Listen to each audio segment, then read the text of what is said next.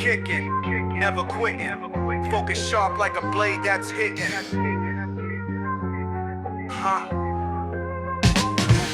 From white belt dreams to the master flow, Paul Coffey's got the mic, now the stories grow. Technique entails discipline and fire. Each guest brings truth to inspire. Keep kicking, step into your power. Keep kicking, moment to the hour. Every strike, every fall, every rise, it's a journey through a warrior's eyes. Old school, new school, all styles blend. From the mat to the mic, where the arts ascend. Philosophy deep, but the vibe stays tight. Martial minds meeting in the podcast light. Keep kicking, step into your power. Keep kicking, moment to the hour. Every strike, every fall, every rise, it's a journey through a warrior's eyes. Keep kicking. Keep kicking. Paul Coffey leads and the journey begins.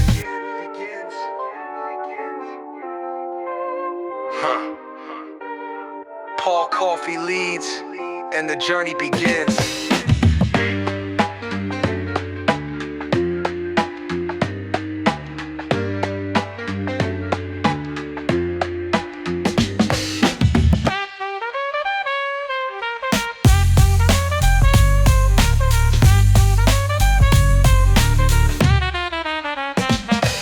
Technique entails discipline and fire. Each guest brings truth to inspire. Keep kicking, step into your power. Keep kicking, moment to the hour. Every strike, every fall, every rise, it's a journey through a warrior's eyes. Keep kicking. Keep kicking. Paul Coffey leads and the journey begins.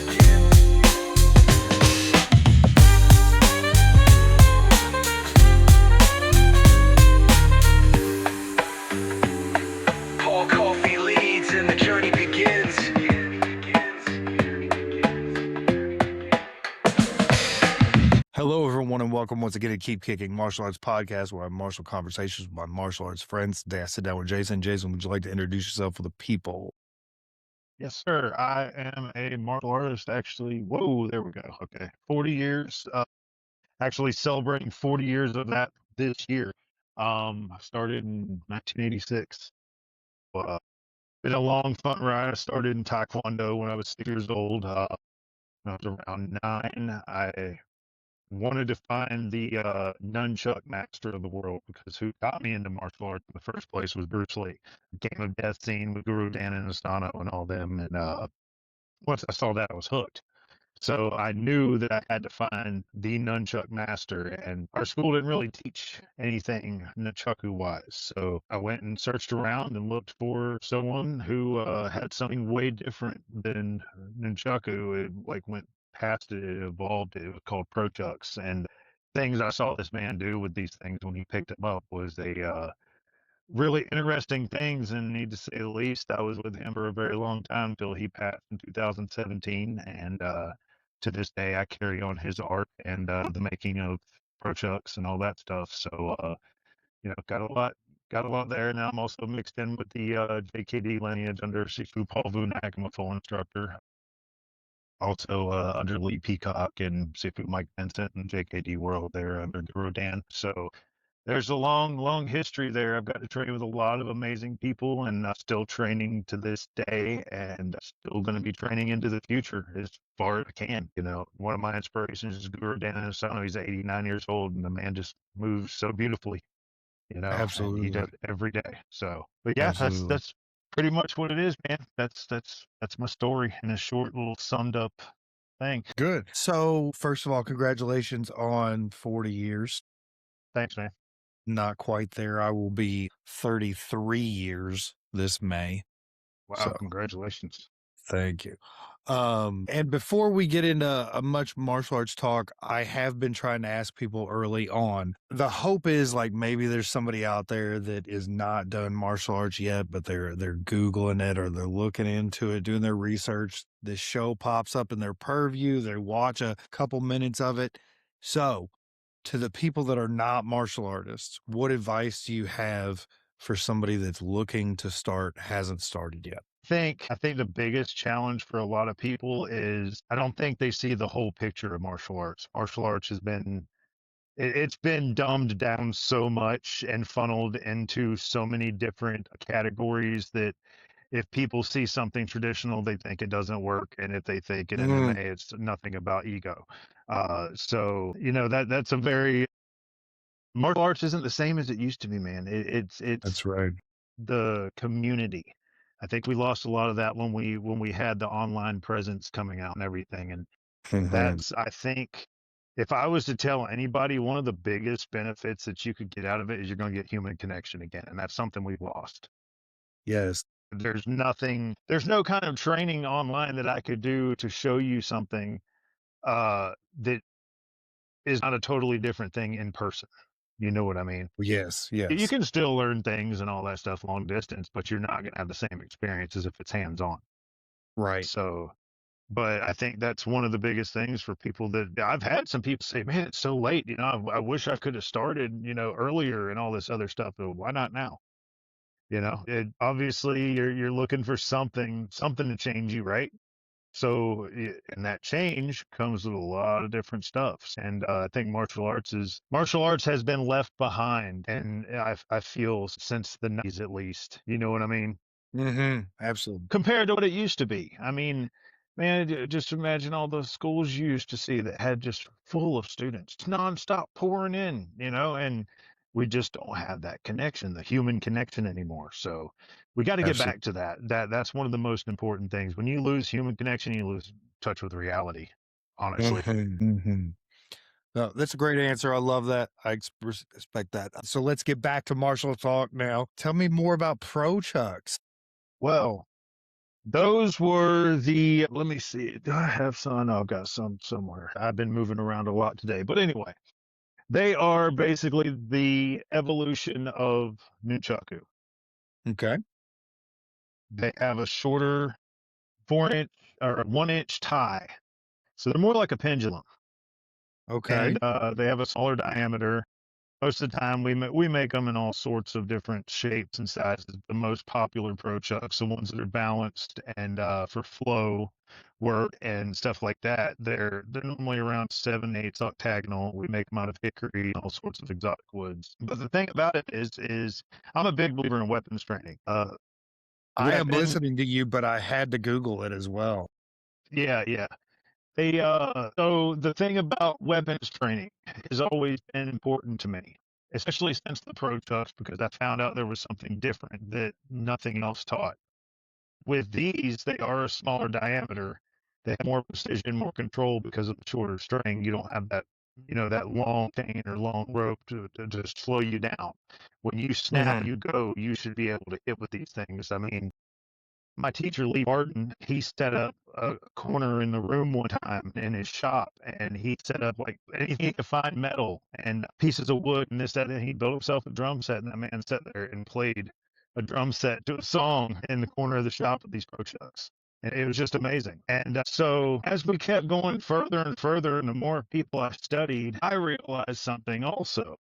Something was Mhm. different about his hands than anybody else that I'd ever trained with. And I noticed all these offbeat rhythm timing, all this stuff. And then eventually it hit me. This man was just doing chuck moves the whole time, pro chucks. You know, he was just, when he was playing those pro chucks around. So basically what it all boiled back to was this was created by his teacher Uh-huh. back in Jacksonville, in Atlantic Beach, Florida. He carried it on. He came out with his own line, Pro Chucks. That's when I ran into him when I was a young kid, and then continued from there. I apprenticed under him how to learn to make them, and trained with him for years till he was gone. And I'm now carrying on, you know, his teaching and doing all that. But the Pro Chucks, man, it's a different tool. It's not bad. Like I tell everybody, there's like, well, which is better, Pro Chucks or which is traditional Chucks? Well, they all have their place and their time, Mhm. but this is more of a training tool that you can also, after years and years of spinning these things, I've noticed that if I don't have someone to practice G-style with rolling, I have these chucks to give me that feedback and that force. Because once you get to a point where you're spinning these things around your wrist and your hands and your fingers and all this other stuff, you're doing a lot more than just swinging around and looking cool with weapon. You're training all these Mm-hmm. fast twitch fibers and angles that they've never been trained before. So all these movements that you do with hands for boxing now, it's totally a different game. It's like a spastic monkey, just it's that was one thing I had noticed about his hands. So the pro chucks, to me, everybody's like, well, it's not a weapon. It is a weapon. To me, it's a training tool. It was the evolution Mm-hmm. of the nunchuck, but what it has done is far beyond any other weapon that I've trained with. I train with every weapon. Every weapon has its different attribute and all that other stuff, but to be able to understand the fluidity of uninterrupted flow all built off of a circle, that's when everything starts to open up because there's no style there. Everything's based off of Mm-hmm. a ring. So that was the biggest tool to open this philosophy up because this was brought off of the Lissajous. There was a French physicist named Antoine Lissajous. He was a French physicist that figured out that sound traveled in patterns. So what he did was he took two tuning forks, held them right angle to each other. He chimed them together, held them over a body of water, and noticed that they had made these frequencies. Well, just to bring it down, if anybody wants to look up on YouTube, sand on a speaker. Okay, it's the same thing. They play tones through it. Then, as you change these tones, you see all these different frequencies. Those frequencies related to the harmonic motion, which is built in for these pro chucks, for this, this philosophy of flow. So they did a lot. They brought forward a new philosophy system. They brought forward different things to hit with pro chucks. People say they're toys, but I guarantee you no one would ever hold their hand out and let you strike them with them. You know what I mean? It's Right, right. always the internet keyboard warriors. You're like, those are toys. Well, now, all right, dude. Because I've got a video on my YouTube everywhere. We have this move we call the dart. It's like throwing a dart. You hold onto the wand, you hold it like a chopstick, and you do basically like a reverse punch or a jab or whatever up front, and you hit the board with the tip of the pro chuck, and it's out like this. It's protruding out, and it will break a board. So what do you have to get that? You got to have proper body mechanics. Now that's what's going to transfer the power to the end of the weapon.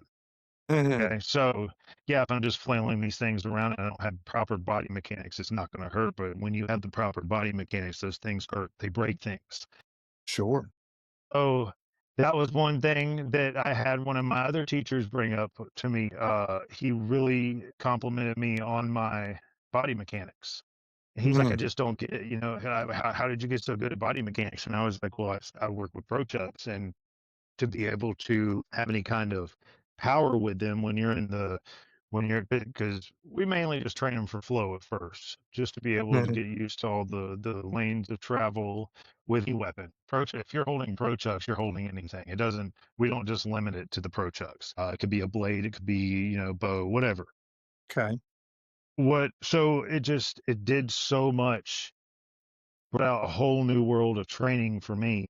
And I think that's what makes it different from everything. It's not a weapon. It can be a water bottle could be a weapon. A hairbrush Sure. could be a weapon. You Sure. know what I mean? Sure. But to Oh. me, more than anything, it is a tool. And Mm-hmm. it's a very useful training tool. Takes some time getting used to. I mean, yeah, sticks and all that stuff, they train you, but the way you have to move with some of the moves with these things, because I train a lot with music, Mm-hmm. finding beats. Martial arts is beats. I mean, any fight you got, and so you find these beats, and when you're working these things, you're working fast twitch fibers to stay up with the beats. You would have to see. We do a show in black light. We do shows. We've done shows at clubs. We've done like freestyle things where I got up on stage with a DJ, and I like flowed with the DJ, and really cool stuff. Like it's crazy just seeing all these trails, and we use these old school black lights that create this like trail effect behind it. So it's pretty awesome. But it's not just an art. It could be a weapon. It's not just a tool. Sometimes it's a cheesed out training partner when I don't have anybody to put hands on. It helps with hand eye coordination, all the tricks and everything. Yes, they're flashy and all that stuff. Would you ever do it with anything? No, you wouldn't. You know what I mean? But would, people, so it's a tool. It's something it's just something to take you a little bit more into the three-dimensional world of martial Mm-hmm. arts. You know what I mean? A Mm-hmm. lot of people try to stay Sure. one-dimensional, and that's one thing I've always tried to do is just stay three-dimensional because Mm. I'm here Well, for we as much as I can get. are three-dimensional, so Uh-huh. it makes Yeah. sense. Yeah. Let's talk more about it. I'm fascinated. There's a lot of decision and intent behind shortening the space between each handle, each chuck. What is all of the intention behind shortening it? It probably gives some limitation from traditional nunchuck moves, but then it probably opens up some things that traditional chucks cannot do, right? Oh, yeah, exactly. It's all because every weapon that I've ever held in my hand has had a different, and here's where we go boiling back down to physics, where we're dropping all the styles and stuff tonight because this is what the physics behind it all is. Sure. It doesn't matter what I have in my weapon. They all have a different drive point. They all have a Yes. different balance to Yes. them.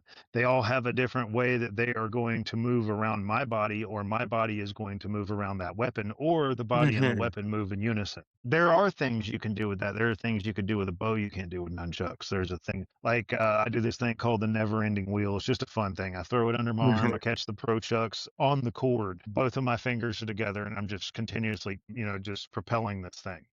And it's just a fun little thing to do. But what kind of hand-eye coordination do you have to catch something that has a 1 inch gap with your two fingers on each side and be able to basically, let me see if I can get my phone at a good angle.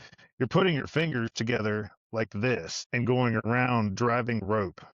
So now, if you go to the regular nunchaku, they've got a long enough rope to where you can just sit there and twirl your finger and do the same spinning motion, and they will continue to go effortlessly. So it's two different things. Basically, they fit in with the fact that they are more nunchucks because they are a flailing weapon, Okay. Okay. but they sort of stick also to a stick close also because they have that little that little rope in there, the four tie rope.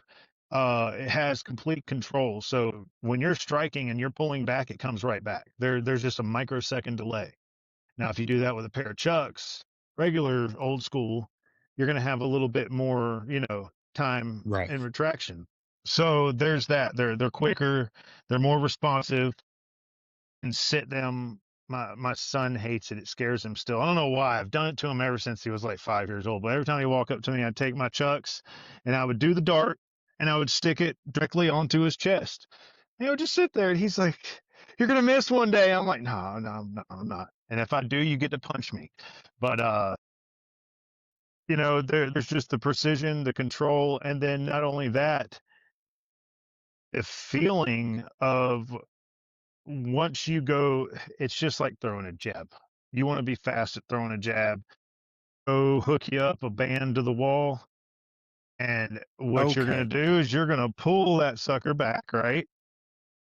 And then you're just gonna let go and let that thing pull you. Now that's how it feels to throw a punch, right? You get to feel all sorts of things like this when you're doing the flow, and then you break in from flow, what my teacher called breaking the phase. You break in from that into breaking the phase and back in the flow, and now you're training how to switch your mind up for stressful Yes. situations. You're Yes. you're learning how to go from a complete calm into a complete, you know, if you want to call it a violent nature or something like that. Right. But Right.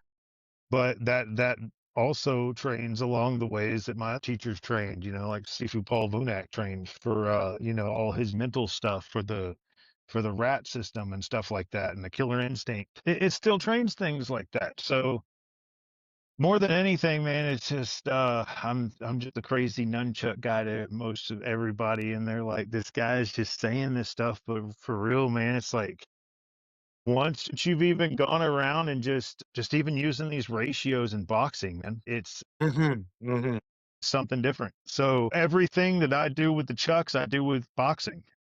I'm just doing chuck Okay. moves, man, when I'm boxing, and then that also sets up my body mechanics, my structure, because you got to have structure you're not throwing punches without a structure, right? So, but you can't stay in a structure for too long because you're gonna get your head taken off. So then that's, you're learning all these things from this one tool. That's like, hey, I've got a plant now. I've got to get back to moving, and it's that type of thing. So there's a lot going on with it, and the more I put them in my hands every day, the more I sit there and I watch my teacher's videos, and I just reminisce, man, and it's been a crazy journey. I wish he was still here because I've got so many questions. But it's funny, he left me with so many things, and ended up just I'm finding the answer slowly, and it's crazy. It's really crazy. He was right.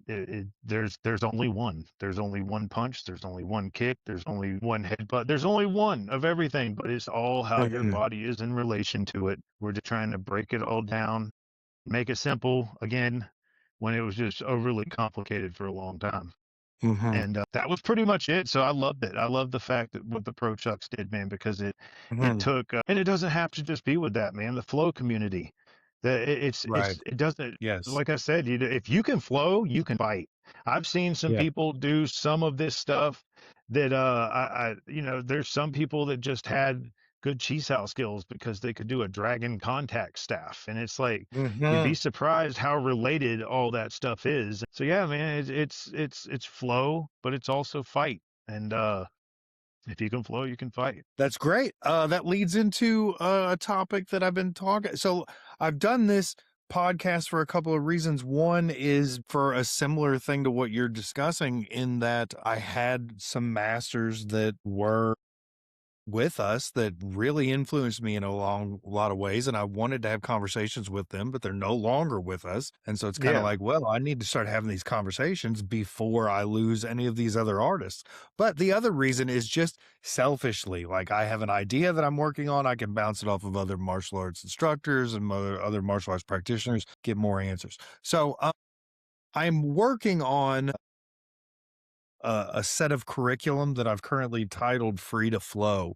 And the idea is that I recognize some people that come through a dojo door, they're not a lifelong practitioner. They're not going to be with it for 30 years, 40 years, 50 years.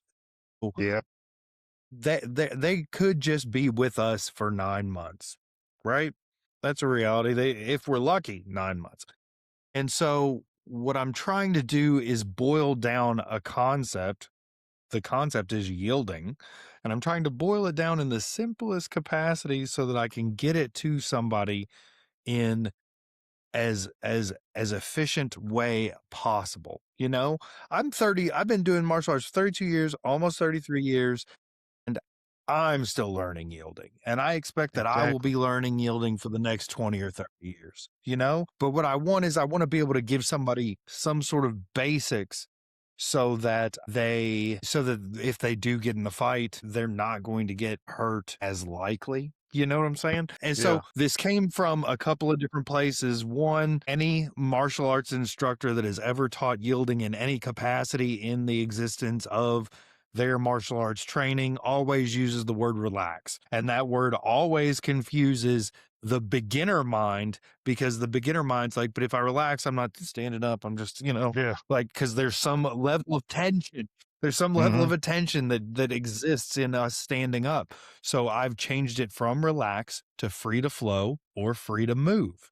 And then it also came from like the concept that's in Systema. I don't know how familiar you are with Systema, but I'll show you. Like, if I'm here and this is my yielding hand that I block with, it's now bound up, and I have to remove myself, recenter myself before I can use that again. And so what they actually do is much smaller micro adjustments, so that as the punch is coming in and the block is happening, there's the yield and I'm back in quicker. And so I kind of liked that idea. So, Jason, the floor is yours.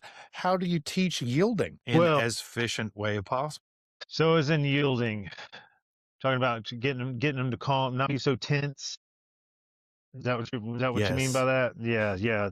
Yeah. Basically, I'm lucky, man. Where I just moved to. So before Hmm. I just moved up to West Virginia, so I've got a waterfall 15 minutes from me. I have a waterfall in my front yard, so Nice. that's where I go to return. But I think, man, there's a truthfully, I like training. I like training more in the open because of the fact that I think nature can do a lot more for people when we're training in it. Go to a beach when you're trying to teach someone chi sao. Now, I'm not talking about a crazy beach where people are running all over drinking and, this, that, the other, screaming at loud radios. I'm talking go to a secluded part of a beach, take your students out there, the ones that are just really wound up and just can't break that tension ever, and just take them out and close their eye, get them close their eyes, breathe, and work just through some energy drills or something like that. You would be surprised like how quickly that will fade. Uh, but Mm, there's a million different ways to teach everybody, and that's what's the cool thing about martial arts. absolutely. Because the more people that I teach, the more I'm learning. Not everybody learns that way. So some people do learn that way.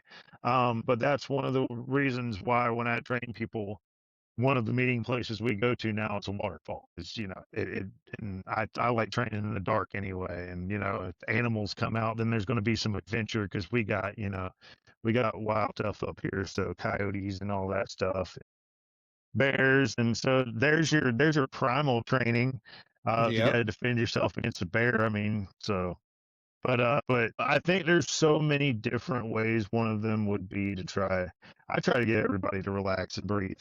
I like I've told everybody the most I ever got hit in my life and the most I ever got my ass whooped was when I was tense.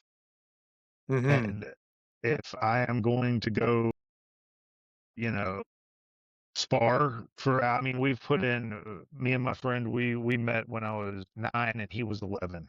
And it was our school with Lee Borden. And we're still friends to this day. I got to get back down and train with him. It's been 8 months since me and him have done it, but man. Years and years and years, every weekend we got together and we fought and we sparred with each other, and we would go hard, and it was just like a friendship of no other. You know what I mean? I didn't have any Right. friends like Yes. that, and we just Yes. we were better friends the more we beat each other, and we Yes. just laugh all week about all the injuries. Oh, look at this rib, it's all bruised, and thanks for giving me this huge goose egg right there in my sciatic nerve. Right. So but I don't know, man. I think one thing that people need to do is they need to relax more because I think people go in with the intention of I've got to learn this now, and you don't. Mm, When I train people, I train both sides of the brain mhm. because that's the most efficient form of somebody to get better to me. Okay, Okay.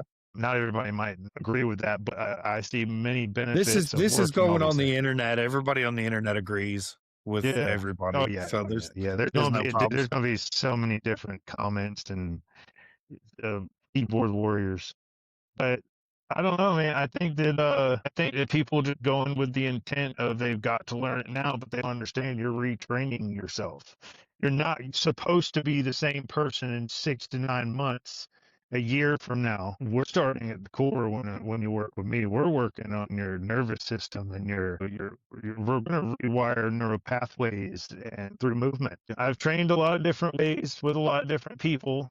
Some people you can train them for 6 months, showing them energy drills from hubud to chi sao rolling to any kind of energy drill like that. And then you throw gloves on them 6 months later and throw some punches at them. You're not going to get a lot of punches at Mhm. because they've already had that line familiarization from the stick work and the hubud drills and all this other stuff. And so, and then now you've got somebody who's sort of ambidextrous because you've been working the Mhm. left and the right side.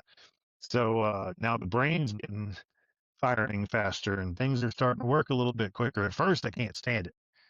Right. It's foreign, but And man, it's let me hard. tell you, yeah, yeah, it is. It is hard. It is, and but it's one of those things that I don't know, man. If you want to grow, you got to let go. Yes. That was the hardest thing for me to ever. I hated using my left side for the longest time, but then when I started getting more into Kali and things like that. Even it improved my chuck skills and all that other stuff. And everything has value.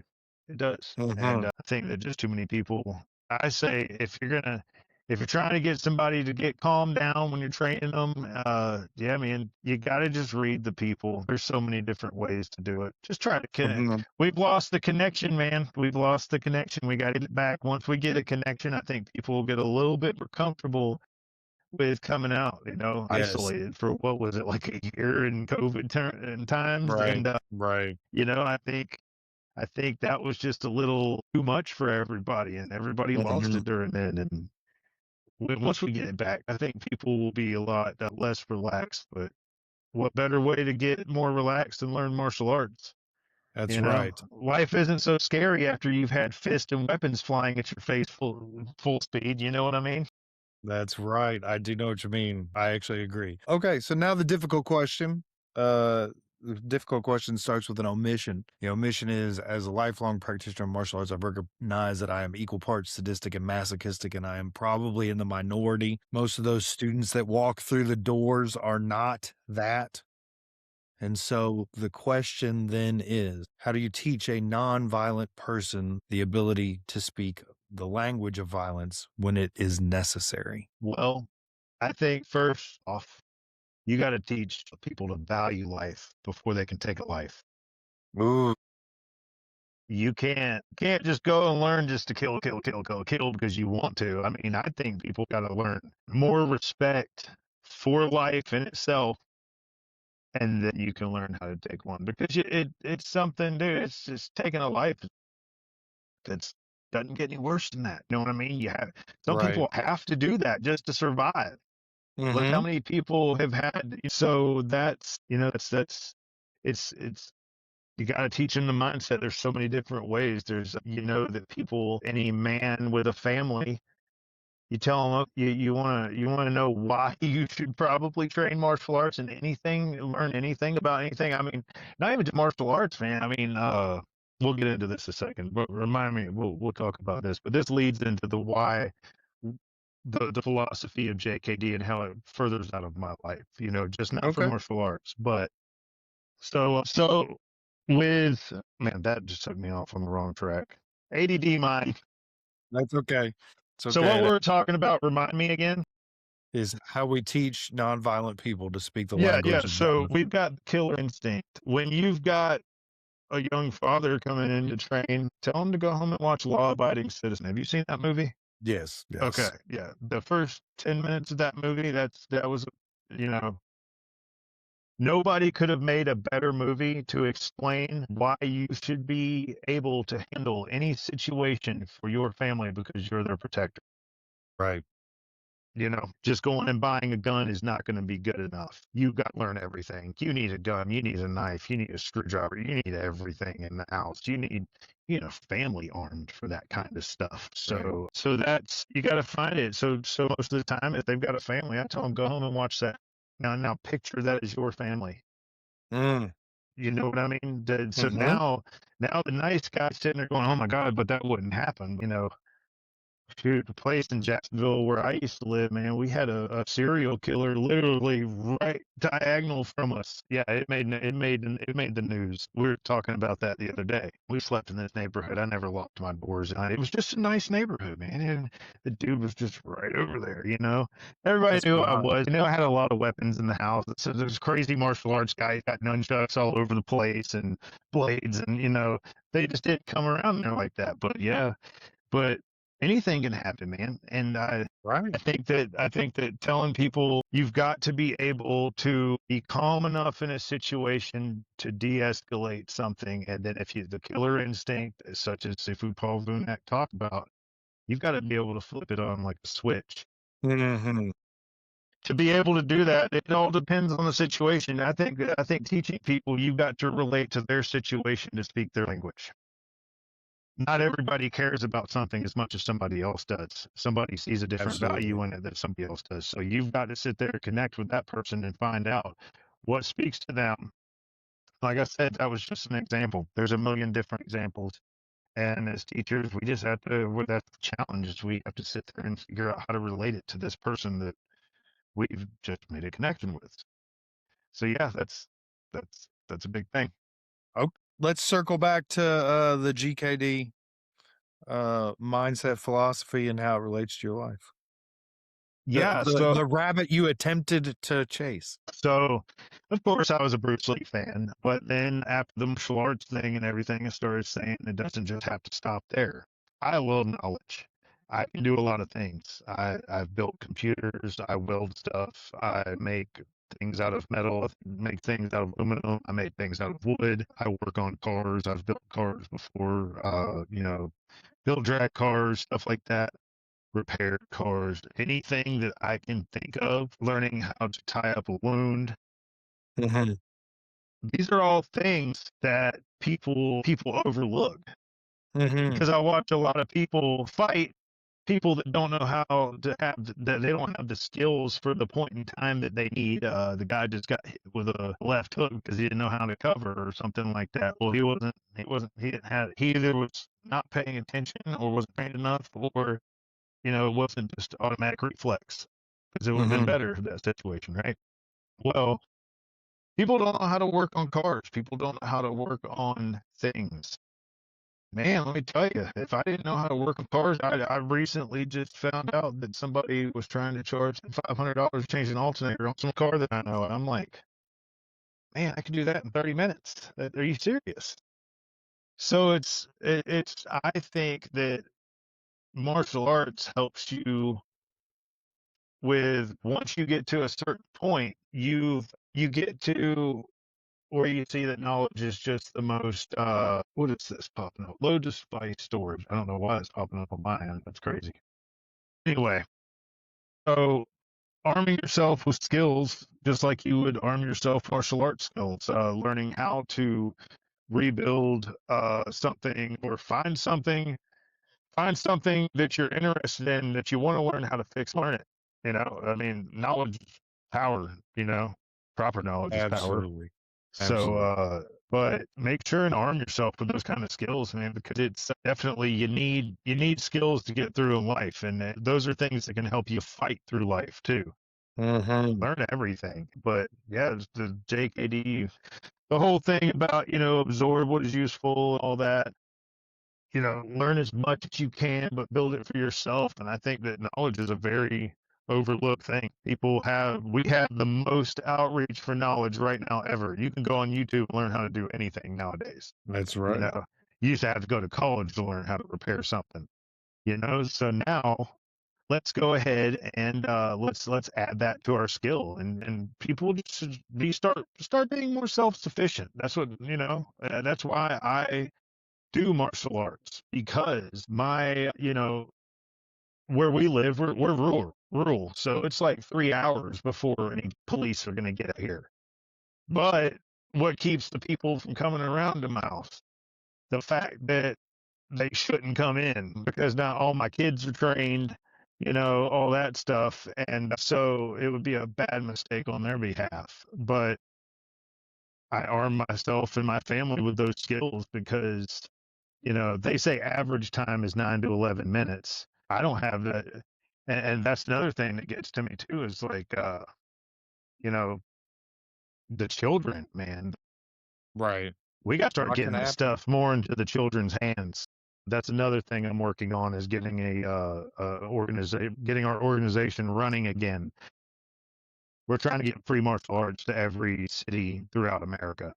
There Great. there should not be one child or woman out there, and we'll bring up why it's more for women and children, because I would do it for a lot of men, but there's something called the Dunning-Kruger effect. Yeah, you've heard of it. So a lot and ego, and a lot of people just think that, hey, you know what? I was born, I'm a man, I'm equipped to handle any situation, and it's not Right. that way. So, you know, more than anything, if we are getting it to children, that'll start teaching it to the next generation of the boys. They're Absolutely. handled, the girls, everybody. So it's got to be done. You got to, and that brings it back to the 9 to 11 minutes of response time nationwide. It's not that way where I live, so we got to start arming people and hitting it where Bruce Lee was doing, intercepting. You know, not waiting 9 to 11 minutes for a cop to show up after your child, just got attacked, or your family, or that's so. That's why that's one of the things I'm wanting to get going. We run a thing called Predators Beware, Stranger Mm, Danger on steroids. mhm. It's basically just like a boot camp for kids, man. We teach them how to use the tools that are available to them, anything, weapons, mostly not weapons, but we teach them the things around them, environmental weapons, things Yeah, like yeah. that. But it goes a lot deeper than that because you can't just teach a kid how to kill, you know, you got to teach them to respect life on top of that. And you got to, you know, but we got to start building a different generation for the future, man, because it's getting crazy. Agreed. Agreed. If you could give every martial arts practitioner in the world one thing, thought, technique, concept, philosophy, teaching, what would it be? I give them one thing. I would give them a pair of pro chucks in their hand and just say, listen, listen, just listen to me. If you don't like it, you don't like it. But if you do and you see the value, man, it changed my world in the martial arts big time. And that's not a sales thing, man. I'm not trying to sell, you know, I mean, I'm more of a, I don't want to be a multi-million dollar company. I just want to be a guy that's carrying something cool that changed my life and opened up the aspect of martial arts differently for me. And Agreed. I did all of that with a pendulum, you know, the little lightweight pendulum. They said it's a toy, and yeah, man, I something like that. It would because I'm a big believer in everybody needs to at least try something that has an advantage to it, and the microsecond break in them is what does it. It's you if you know anything about I functionalized trapping, Wing Chun trapping. Somebody said years and years ago that stuff doesn't work.